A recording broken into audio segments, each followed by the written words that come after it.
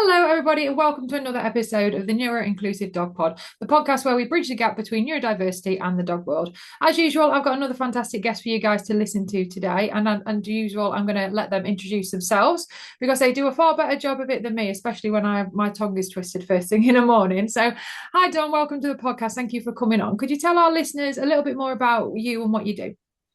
So my name's Dawn, and I'm a virtual assistant that specialises in working with pet and animal businesses.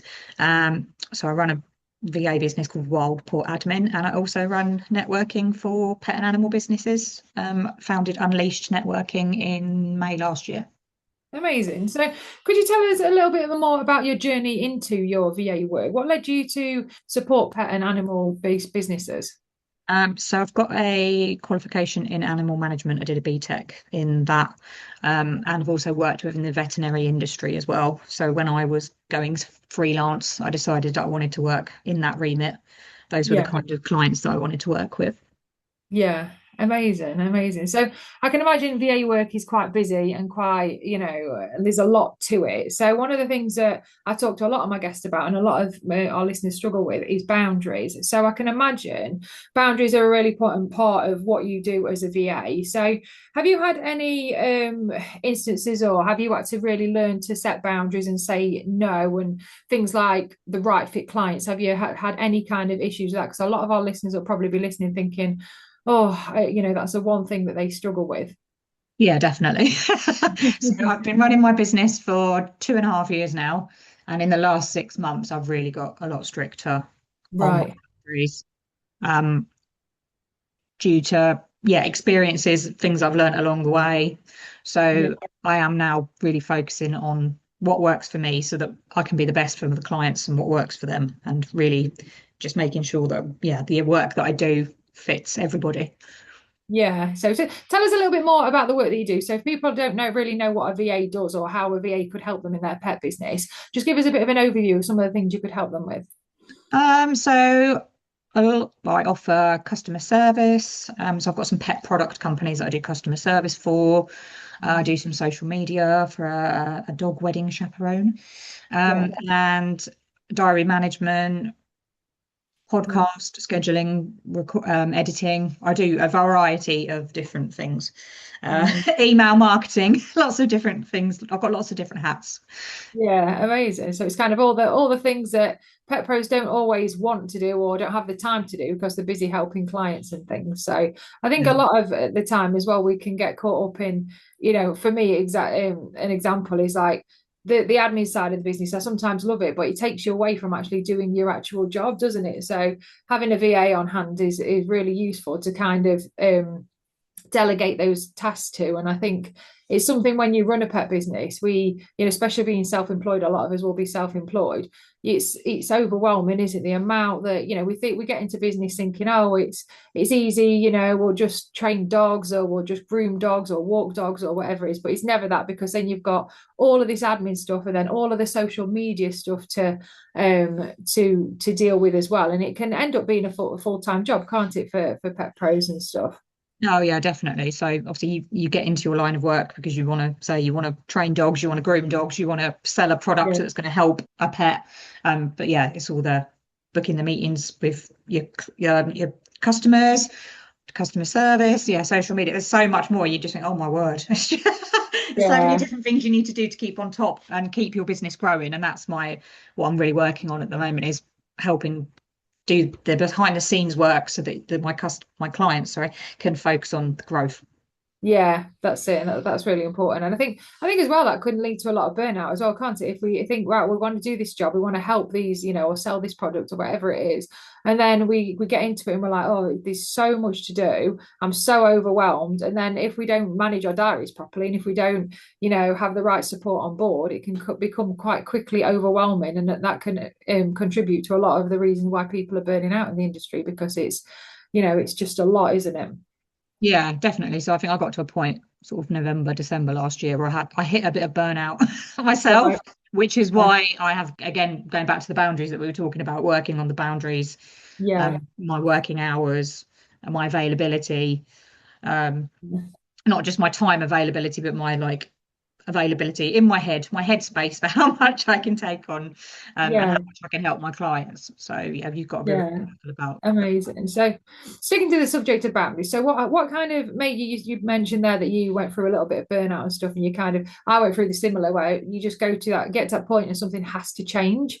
So, when it comes to you and your business, how did you approach boundaries in terms of changing things? Was it, as your business grew, or was it just you got to a point and how did you navigate that with learning what doesn't work for you?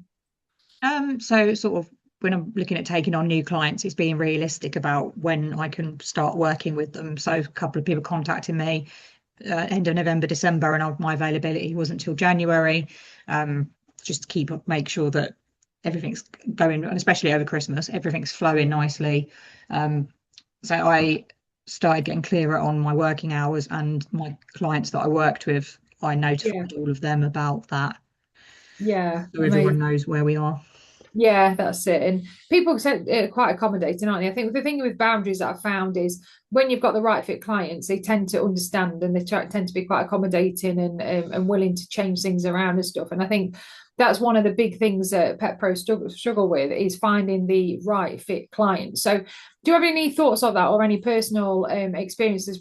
How do you know that a client is like a right fit for you? Do you have like a certain process, or is it a service that you do? How do you navigate the right fit clients basically so you don't burn out or get the ones that are asking too much, except because we've all had them, haven't we? Yeah, I think it's asking the right questions in the beginning, Yeah, really, and making yeah, sure it is hard. And when you run your own business, obviously, like you say, we're self-employed, we need to keep an income coming in, but you really need to, yeah, not say yes to everything because it will backfire. You yeah, need to make sure you've got your like pre-qualification questions in place. Have a good yeah. chat with them, people, before you agree to anything. Make sure that your contract is clear, they know how you work, when you work, etc. Yeah, that's a really good point actually. Look, because a lot of people do they get interested and we think, oh yeah, I want somebody I can train or somebody, it's a little bit of business. So, to me, we want that income, we want the people to train basically or whatever line of work they're into. And sometimes you can get ahead of yourself, can't you? And just take on quite a lot. I know when I was teaching beginner agility, I was like just taking on anybody that wanted to learn agility, that's fine, but I didn't actually understand then that not everybody was the right fit for me in the way that I wanted to teach agility. I'm very much, because of my autism, my ADHD, I'm very much details driven. I'm very much the why about things. I'm very much about the dog's, emotional state and things. It doesn't always align with beginner agility when people just want to go around the jumps.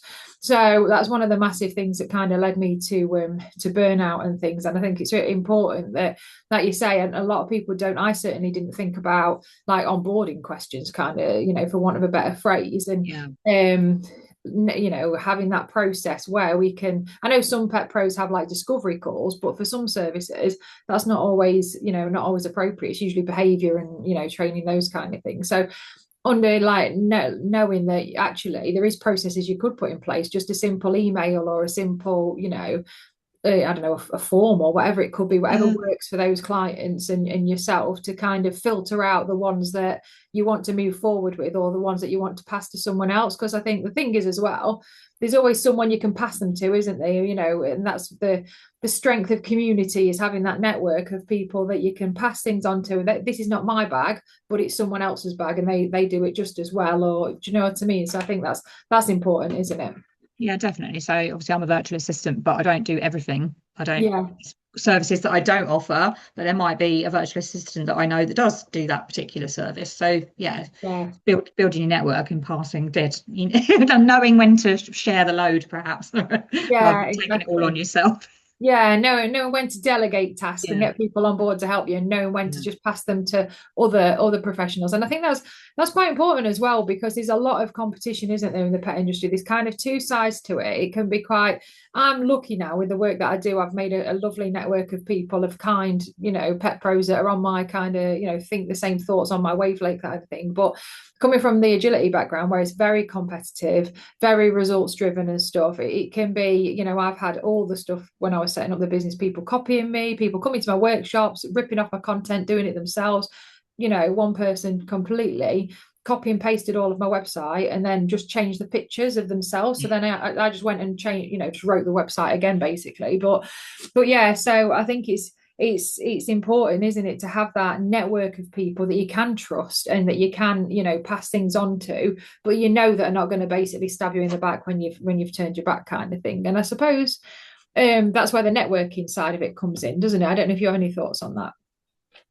Yeah, I think you have to get to know people a bit before you trust everything and just sharing. And to be fair, I think sometimes I'm a bit of an oversharer. Again, the neurodivergent Me side too. there. I will probably be a bit too helpful, and I have found that I have sometimes been a bit too helpful, and it has backfired.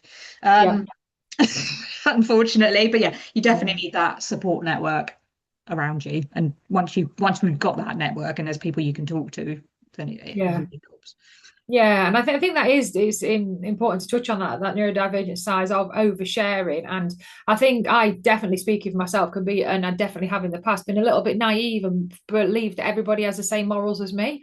And Mm. it's like I've definitely, especially when I was getting into business coaching, before I actually did business coaching as a profession, I was doing it a lot for free, basically. Clients and people who I thought that was friends were coming along, and I was just talking to them, just chatting, giving them a bit of information. And before I know it, I'd set up people's businesses for them for free, and they're still going to the day. They've got really successful businesses that I've set up for nothing.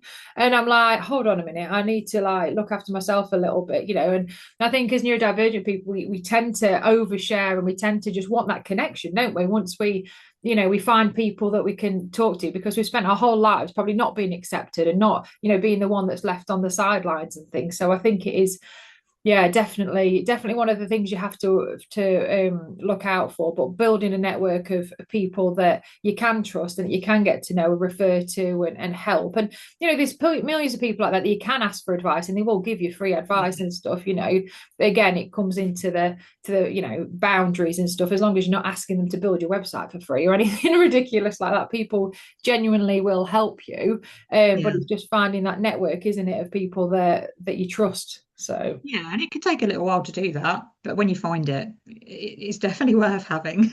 yeah, definitely. And I've definitely, after having, 9, 10 years in the agility where it was very much a lone wolf, and, doing well was more, it was crazy. It's crazy how it's happened. Like, well, I came into the industry completely naive, and I didn't believe I was throwing myself into the lion's den, or so I would not have done it.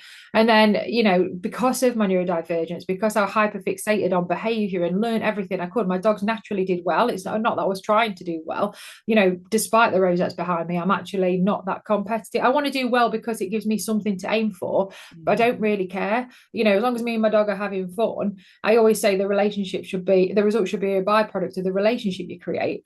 But then what kind of happened is, because I was not, I wasn't, nobody's very good at it when they first start.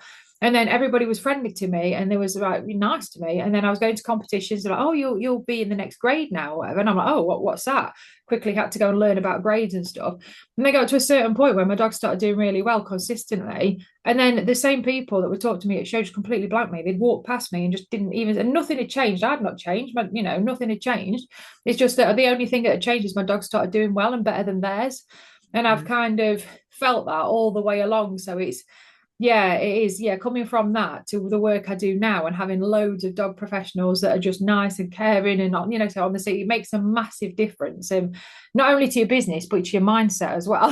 So Oh yeah, knowing that you've got someone, if you've had a bad day, you've got someone yeah, that understands, you can talk to, definitely. Yeah. yeah, and I suppose that's where we can bring your networking in and talk a little bit more about that. So tell us what made you start up and inspired you to start up the networking events.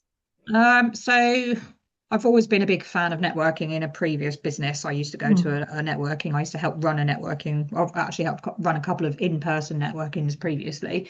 Yeah. But within the niche that I'm working in, the people that I was getting to know, everyone's so spread out.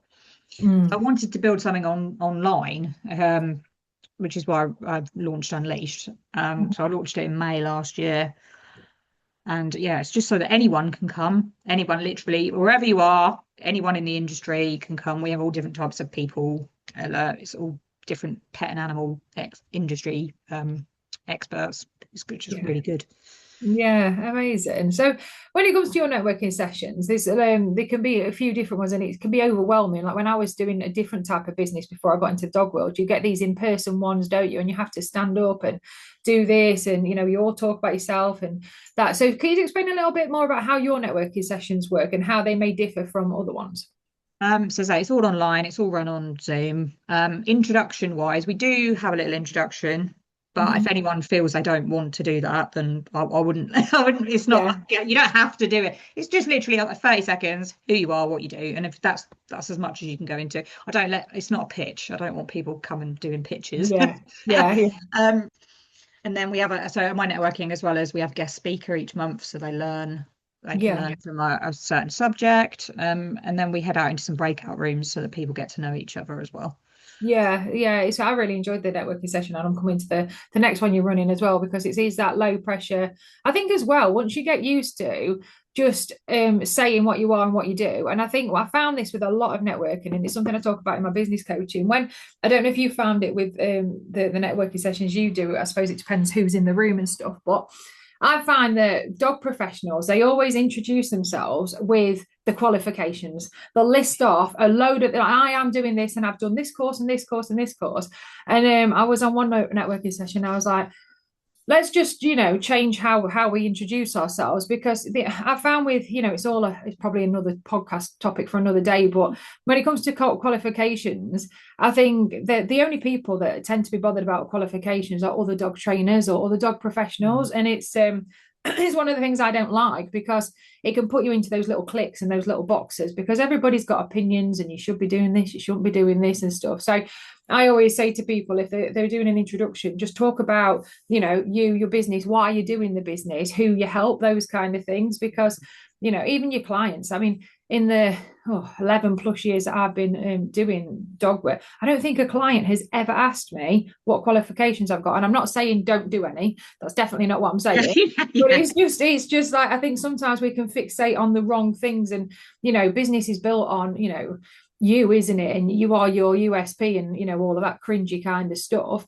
And I think it's so hard when you're a neurodivergent person, and having the confidence is definitely something I've had to work on of going, this is me, this is what I do, this is who I help, rather than I've done this, I've done that, I've done the other, because you're just wasting time and nobody really cares. You know what I mean? In the politest possible way. I mean, the more you do it, the more confident you'll get. So just Yeah. stick with what you're comfortable with. So if that's literally, hi, I'm Dawn and I run Walpole, Yeah. that's fine. But each time Yeah. you do it, hopefully you'll feel a bit more comfortable and you can expand a Yeah. bit. But like you say, if they want people, the point of networking is to get to know other people. They don't need to know how Yeah. many letters you've got after your name. Exactly, yeah, and that's it as well. And it's that being all authentic, isn't it? And just I found that with the work that I do now, it's so nice just to be me and just to like, this is me, yeah, you take me as you find me and those kind of things. I think in certain environments we think, oh, we have to behave this way and X is doing it that way, so we have to be as professional as them. And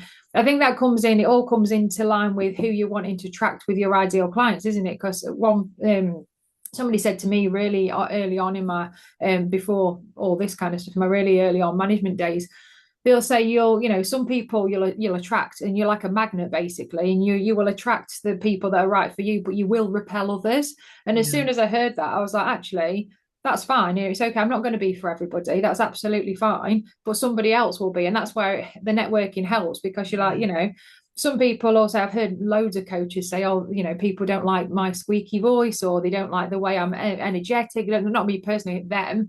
And they're like, that's not for them. Well, don't sign Yeah. up to a course because you're going to have to listen to me for X amount of hours. And if you don't like my voice, there's no point. But it doesn't mean you can't learn the subject. You Yeah. just need to find someone that's a bit more probably calm and sedate. And I think that's the power of networking, isn't it? Is you get to know all different people and personalities. But when people turn up, it doesn't, it takes a little bit of practice, doesn't it, to come to these things and put yourself out there, especially if you've come from an industry that maybe had some negative experiences, because you think that everybody's going to be the same. And it was quite a turning point when I started, like I say, doing the neurodivergent dog coach stuff, and I was like, oh, there's nice people here, there's actually nice people in the dog world. It was crazy. So it's really important, isn't it, to get that circle of people. And you're only going to do that by putting yourself in rooms, virtual or physical Yeah, rooms with people, aren't you? yeah. And you've got to do what's comfortable for you. Yeah. Just Yeah. that's my main thing is you do what's comfortable for you. Yeah, exactly, exactly. So with your networking sessions, you run them pay as you go, don't you? So what made you go down that route of a fairly low pressure pay as you go system?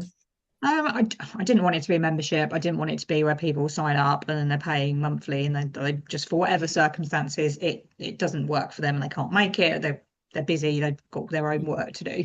Yeah, And so because we have a guest speaker at each session and it's a different topic, I do have obviously some people that, as well as the networking, they also come along for the guest speakers, but it might be a session that they're really, really interested in. And then, but yeah, then the next month they're not so interested. So they don't want to come to that one. So yeah, because there's an element of networking and learning, that's why I just yeah. wanted to keep it pay as you go.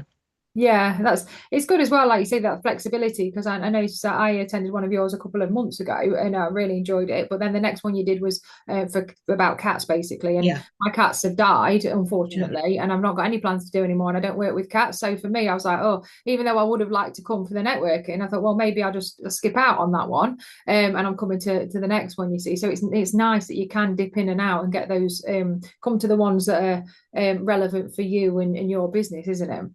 Yeah, I'm potentially looking at doing some just generalized networking, but at the moment there's no set plans in place. But I have had a few people say they might just like to come for one without a guest speaker.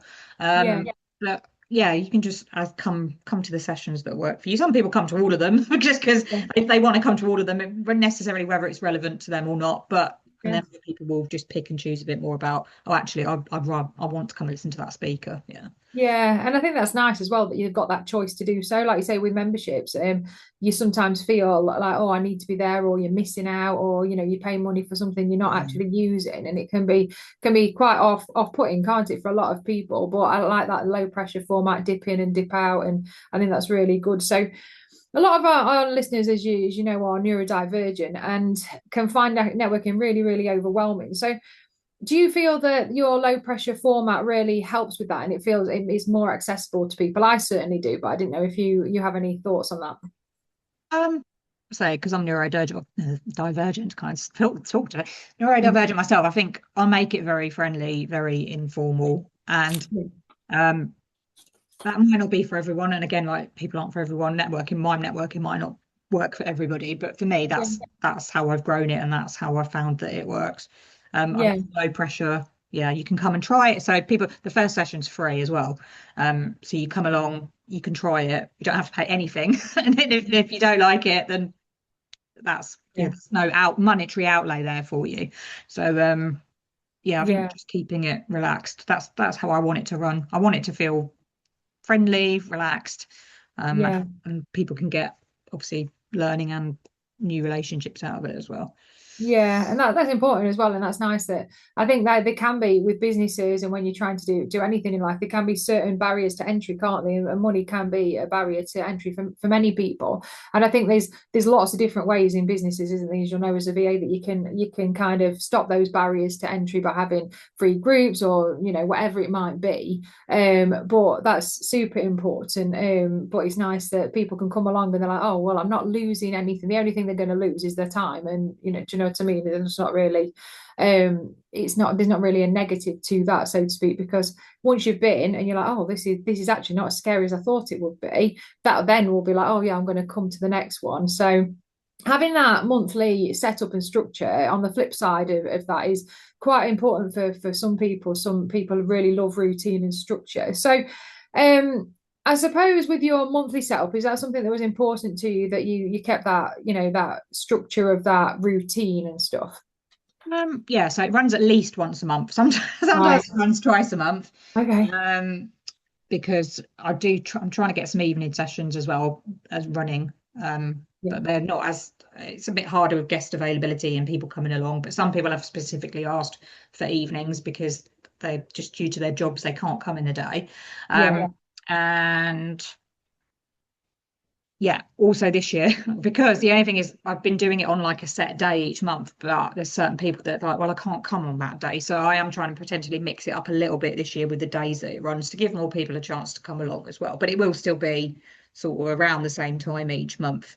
Yeah, yeah, that's it. It's important. It's hard, isn't it? It's so hard when you're trying to do anything. Like I run online sessions myself, and it's so difficult to try and get a time that suits everybody, especially in the dog profession, because everybody runs classes at different times. And Mm. so it's, some people will have a lot of time off in the day and because they do evenings, and then other people will work in the day and have evenings spare. And it's one of the things that I think is having that flexibility as well as a dog professional running a business, is knowing that you can change things up. So one of the things I started doing is a Wise Up Wednesday webinar, and then I'm just changing it next month to actually, I've changed the wording to Rise Up, and we're going to have it on different days and stuff, because again, it's that barriers to entry as well, isn't it? It's like you want to make it as accessible as possible, but then there's always going to be somebody that can't come. So, but by giving everybody a kind of well, you can come on this day and this, this month or this time or whatever, by giving them options, it opens it up to more people, doesn't it? So that's important, but it can be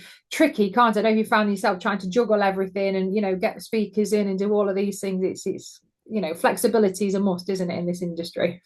Yeah, I mean, you're never going to like that. You're never going to please everyone all the time. There's going to be Yeah, people that are going to be like, well, I can't ever make it, and I'm like, well, I can't help that. Sorry, it's just like as much as I'd love for you to come, I can't.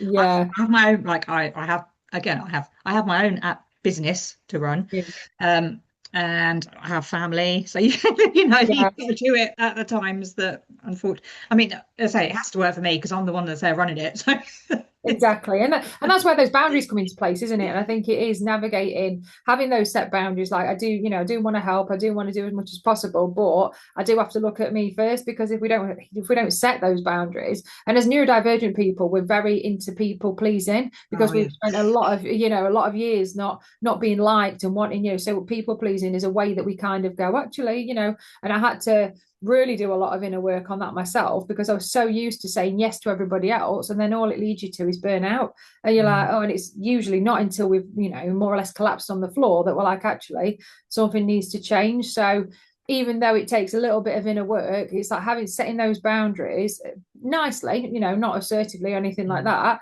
and keeping to them is super important, isn't it? Because I think once you, and people are crafty, once you start to, so I always say to my clients, if you're not going to answer, messages or emails after 6 p.m., don't ever answer them Yeah. after 6 p.m. because the one time you do, that client will remember, you know what I mean? And then you kind of have to backtrack, don't you, or explain yourself or whatever. So yeah, Yeah. it's super important. Yeah, so for my clients, I like if communication, I tend to use email and WhatsApp business. And WhatsApp business is just I highly recommend anyone running a business to have WhatsApp business. Yeah, Yeah, because you can set away messages on it. You can, and it's just separate. And then yeah, just yeah, don't. I could totally agree. Don't reply to anyone unless you want. yeah, Unless I mean, if you want to be working that and that's what suits you, yeah. completely fine. But don't reply if you don't want to. Nothing I think is so urgent in the world that it can't wait till the next day. Exactly. So bring it back to the networking and introductions, because I know that's one of the things that gives a lot of people anxiety, and there might be people listening that are going, I really want to come, but I'm just really really worried about it. So I know we've touched on it a little bit. So how could you go into a little bit more detail about how, what usually happens at your sessions? Do the introductions start first off? Do they have a certain set amount of time? And is there any advice you could give people that they could prepare in advance, just in case they're thinking, I want to come, but this is really like a barrier to me? So when the session starts, it's sort of I give it 5-10 minutes for people to arrive, and we generally end up having a bit of a chat in between us anyway. But it is very informal. There's no time limit, so it literally can be as short as I'm Dawn and I run Wild Paw, or you can spend a little bit more. Obviously, if someone was to start giving me their whole life story, then I might have to rein them in a bit. But say if anyone doesn't feel comfortable and they're interested in coming along, I'm more than happy for people to contact me. We can have a little chat before. Either I can just do a brief introduction, or we can just skip that bit. It's not an Yeah. issue at all. Yeah, that's nice as well, knowing that they don't have to. And I suppose it only takes a message saying, I'm coming along, but I don't really want to do an introduction. And then you like can make a note and think, right, well, we'll not do that person. So yeah, then it takes the awkwardness away as well, doesn't it, I suppose? Yeah, and because it's on Zoom as well, if someone feels if they are quite anxious about it, they can always come along and join and just sort of have the camera off, audio Yeah, off, and just sit and listen. yeah. That's fine. Yeah, amazing, amazing. So, from your perspective, how can networking support business growth and confidence without it kind of feeling like performative or exhausting? Because I know sometimes we think, oh, we need to go to a networking session. It's like a tick box exercise. But I think the whole point for me of networking is, it's like you say, it's fine to go along if you're a little bit anxious and thinking, oh, I'm just going to sit out of these things. But you get the most from it really when you interact, don't you? Yeah. So, how do you have any thoughts on that, and how can it support business growth without it being like a performative, I'm here, ticks box exercise, so to speak? I think it's picking the ones that work for you, whether that's online or in person. Yeah, Even if you just, I mean, I'd say start slowly, go to one a month, and then if you enjoy it, if there's another one that you find, go along to that. It's just yeah, about keeping comfortable, and I think it might be a bit of trial and error. You might take a couple of like there are networking, big networking companies out there that some people love and some people absolutely hate. I won't name them, but people might be aware of them. yes, yeah, They're very Marmite. So it's yeah, definitely finding which ones work for you. And yeah, it's obviously my one's like industry specific, but you might want to go to a general one. So it's just yeah. about finding the networking that suits you. And if it doesn't suit you, that's completely fine as well. You don't even have to attend meetings. Obviously, social media is a way of networking. You can Yeah. you can network, commenting messages. Yeah, and I think that's it as well. I think it's finding ways that work for your business. I suppose with your VA work as well that you do. It's kind of like, and one thing I always talk about with my business coaching is just because people say you do it this way doesn't mean that's the only way to do things. And I think it's finding what works for you, because if you're not comfortable or confident doing something, chances are you're not going to do it. And unless you can delegate it to someone else, which is an option, get somebody to do your social media for you or something. I think we need to find ways that are going to work for us, or our business isn't going to grow because we're just not going to do the work to grow it. So that's important as well, isn't it? Knowing that we don't have to do everything that everybody else is doing. It's about finding ways that suit us, and if we can't delegate it, is cherry picking the ones that we're actually going to do. Yeah, just picking one or two things that you are comfortable with that Yeah, you know can grow your business. You don't have to do everything. You don't have to be on every social media platform. You can just pick one. yeah, You can just do email marketing if you want. You just need to pick what is going to yeah. help you and not overwhelm you.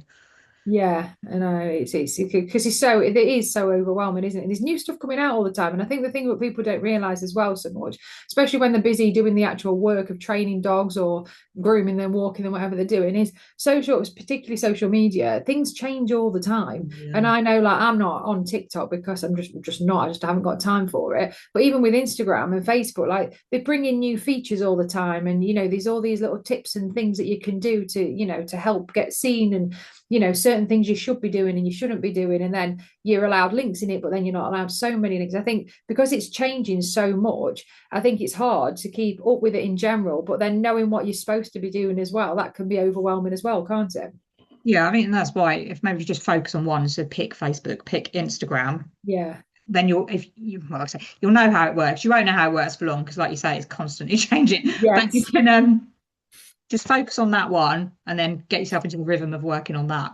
And obviously, there's schedulers out there anyway. You can either get someone to help you, or there are manual ways of scheduling in the systems themselves. So if yeah. that works for you, you can sit and spend some time getting everything ready for a week or so, and then you don't have to think about it.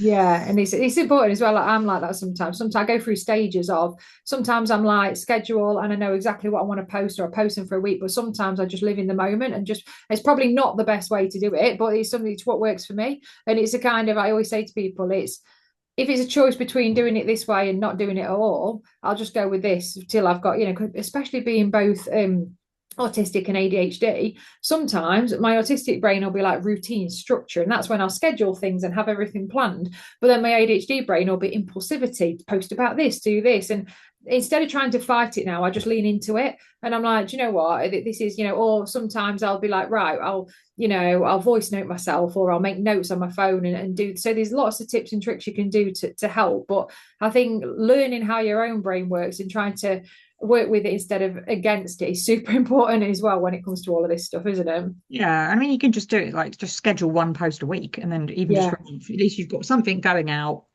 Yeah. once a week that people will see. Yeah, amazing. So, if somebody's listening and feeling a little bit isolated that they're in their business and unsure what to do and whether networking's for them, do you give them? Have you got any advice for them to kind of encourage them to give networking a go? Again, have a look around at what's out there, have a think about what's going to suit you. Would you be comfortable going to an in-person networking, or would you be more comfortable going to an online networking? Just do your research, see what's going to work for you, because there's all different types out there. So there's ones Yeah, that you pay from the offset, there's ones that you like mine, you can come and try. yeah, It just be just yeah, maybe a bit, get yourself a little bit prepared. yeah, You write yourself like one or two lines that you can refer back to. Like you say, if you've got an introduction, I mean, no one, you can just have it sort of on a little piece of paper. yeah, Um, but try it, and if it doesn't work, then you don't have yeah. to do it. Just don't feel you have to do it. Like just because you've tried it and it's not for you, that's Yeah, exactly. Or as well, give it a go a couple of times because I think sometimes yeah, we can, if we can go, and then if it was like, oh gosh, just try it again because yeah, different there'll be different people in the room, or you might feel a little less nervous or whatever. And I think as well, it's okay. All the ones I've been to, especially the ones that I've been to of yours, it's okay just to say I'm a little bit nervous. oh I've yeah, never done definitely. this before, and everybody's usually nice. Nobody's going to say, oh well, you should be all, they're just going to be, oh, take your time, it's fine. We've all been there, haven't we? So, Yeah, yeah, everyone's very supportive, especially on my hopefully my one. And I hope I no, I hope I wouldn't have anyone come along that was like that because yeah, I don't really think this is the right fit for you. yeah, that's it. Kick them out. Amazing. So, at the end of every podcast, what we do is we do ask a few questions to get to know you a little bit more. So, are you ready? Are you ready for that? They're Okay, not yeah. they're not super difficult. So, start off with one thing we haven't touched on is whether you have any pets at home at the minute. So, do you have any pets? Tell us a little bit about those if you have them. So currently I just have the one pet. I've had many different over the year, but I currently have Betsy, who is her fourth birthday at the time of recording tomorrow. And Yeah. she's a cockapoo, so I'm one of them crazy people with a crazy cockapoo, but she's very lovely. She's very Oh, cute. If you follow me on socials, you will see lots of her. She likes to make an appearance. amazing. I do. I do. Having three spaniels myself, I'm partial to a spaniel or a spaniel mix. So I love them. I just think for me, I love lots of different breeds, but for me, I love the craziness and the unpredictability of them, which goes with my ADHD, I suppose. I think I couldn't have one of these, quiet and nothing wrong with them. Maybe later in life I'll want a quiet, sedate dog, but I do like the craziness. Like my husband's like, oh, when I retire, I'm going to have one of those really calm golden retrievers. We see them and they're just lying down. I'm like, Sure, they're that calm though. My other half yeah. really wants a greyhound. He's desperate for a greyhound. Oh, really? Yeah, because they're calm, never really, apart from when they run, obviously they're really calm and docile. Yeah, amazing. Right, so the next one's really, really difficult. Tea or coffee? Okay. Tea, yay! See, we're on a I've roll. got one here, got one here. That's it. If people are listening to podcasts, and especially if they listen to the last few, everybody's been a tea person, and I'm just like rejoicing in this because, like I say, the last series, everybody was team coffee, and I was Like like, coffee. No. no, I'm not. Hubby's a coffee person, and I'm just like, I don't mind it, but it's too, I can't tolerate a lot of caffeine, so I'm like, I'm decaf all the way when it comes to coffee. So I don't know. So this one might be a little bit harder. What's your favorite dog breed? Mm. Gonna sound a bit, I don't know. Probably on a Labrador, even though I don't have a Labrador. Or actually, oh, Rottweiler. No, change my mind, Rottweiler. I love Rotties. Yeah. I've really always wanted a Rottie. Don't ask me, I've got a cockapoo. But anyway, but at one point in my life, I will have a Rottie because I just love them. I think Sometimes I get a bit of a bad rep, but I used to look after one of my friends' Rottweilers, and she was the soppiest, softest thing. Oh, I She love was it. Well, she was lovely. oh, amazing. Where we go to, one of the places I go to agility training at, they breed Rotties and they've got like, well, lots. And I'm like, some of them do agility and some of them do like protection work because the husband's Yeah. security or something. And it's like, and they come to do, and it's just so nice. I'm like, oh, you don't really see them a lot. So especially don't really see them in agility. Not very much. But yeah, I'm with you with that one. I quite like one of those. So, what's your favorite dog product that you recommend or use all the time? Pumpkin powder. Oh I wow. won't go into brands, obviously, Yeah. but I have found it helps with Yeah. very firm poos in your dog. I'm a big advocate for pumpkin powder. Yeah, amazing. I'm always one of those autumn when all the pumpkins are Halloween. I was like, they Oh yeah. couldn't think of the word. Buy a load of the £1 ones, and I'm like pureeing them down and putting them in little ice cube trays. I think I've got some in the freezer. So bulk buying the pumpkins, and it's a little bit of work. And then the seeds as well. We roast them and ground them Yeah. as well. So Yeah, and I Betsy loves fresh pumpkin. yeah, amazing. So lead walk or off lead adventure. Off lead. I'm quite Yeah. lucky. I've got farmers fields right near my house, so Amazing. off That's lead. it. A lot of people say off lead, and then they're like, as long as we don't see anybody else, which is, I'm a fan of it. Although we have loads and loads of fields around us, it's sometimes it's the other people. So I'm a fan of a secure field because that's for me, that's when my brain can switch off. So my dogs don't need a secure field, but I do. I'm like, I can just let them go and be dogs.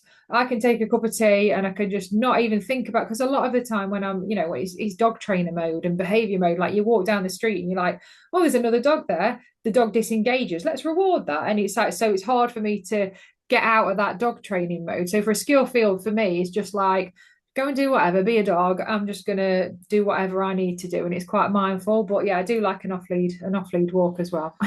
Chatsworth is one of our favourite ones because there you can go up into the woods and things, and you don't really see a lot of people. So, but yeah, I'm all for that one. So, what's your favourite way to recharge after a busy day? Reading, although I don't do as much as I probably should. I need to get back into my reading. It's hard. Yeah, it I is. used to be a massive reader, but now I need to try and get off my Yeah. phone and get back into a proper book.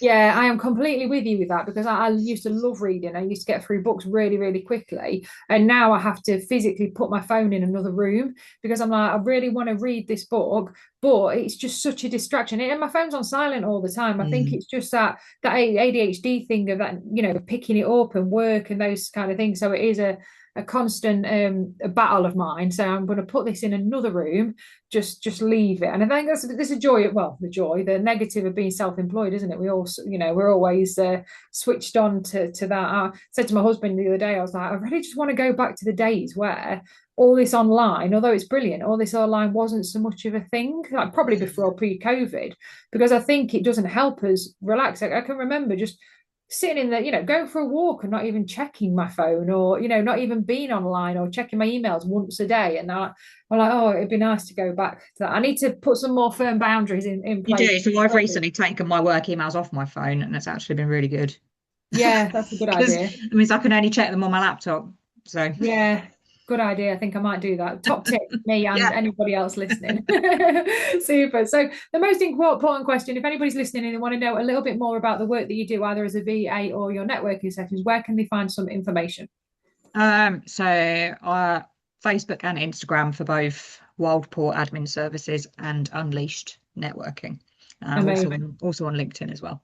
Yeah, and what we'll do is we'll put all the links underneath the show notes so people can just click and find you and come along to one of your events. I'm sure they will enjoy it, as did I when I went. So amazing. It's been really nice to chat to you, Dawn. Thank you so much for coming on. I'm very much looking forward to your next event as well. And if anybody is listening, do go along and give them a try because they're not scary, and you will meet nice friendly people. So, amazing. So thank you again, Dawn, for coming on. If you're listening to the podcast for the first time, please make sure you hit follow or subscribe. And if you haven't already watched some of the previous episodes, go and give those a watch as well. I'm sure you will find lots of interesting things that you can relate to. Thanks for watching, and we'll see you in the next one.